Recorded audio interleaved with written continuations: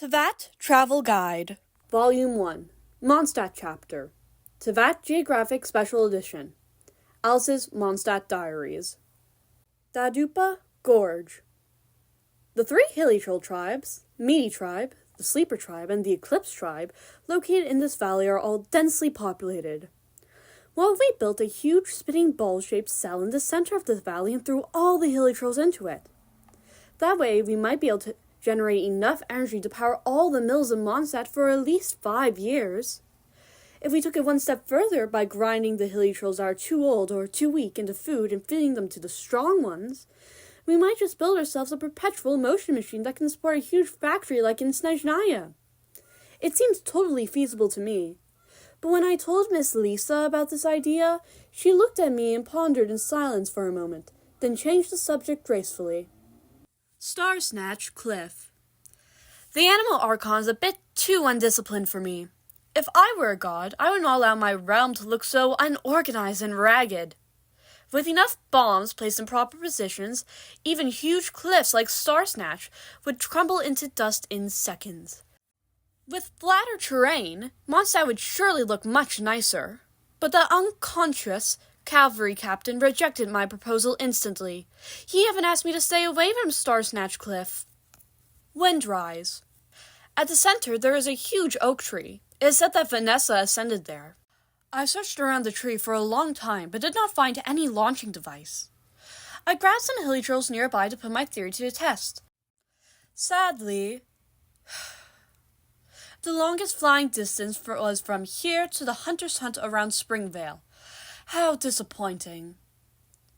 Falcon Coast. My unsuccessful experiment caused quite a stir in Springvale, so Miss Jean from the Knights of Favonius arranged someone to keep tabs on me. All I could do all day was wander around at Falcon Coast. This is such a boring place. Those stupid eagles hovering in the sky, puffed up ammo slimes, all bored me to death. The worst of all was that I had nothing to do.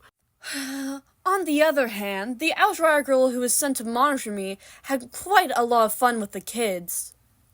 Whispering Woods. Yet another forest in Mondstadt. The Outrider girl, named Amber, seemed to know her way around this place. The explosive toy she carried around caught my attention. With some tweaks, I could turn it into something that could blow this forest and even nearby mountains into smithereens easily. My proposal seemed to scare her, but an explosive stuffed toy is indeed a brilliant idea. I must try it out next time. Bright Crown Canyon. I finally got rid of that stalker from the Knights of Favonius. This valley I found northwest coast of Cider Lake is still guarded by ancient mechanisms. But the soldiers responsible for holding the pass of the King of Gale were nowhere to be found. All the wind of time had left behind were unintelligent hilly trolls and a silent mechanical guards. My attempt to control ruin guards with hilly trolls failed as well. The guards split into pieces, and as for the fate of the hilly troll strapped onto it, I will spare you the gory details. Half the ruins were also destroyed in the process.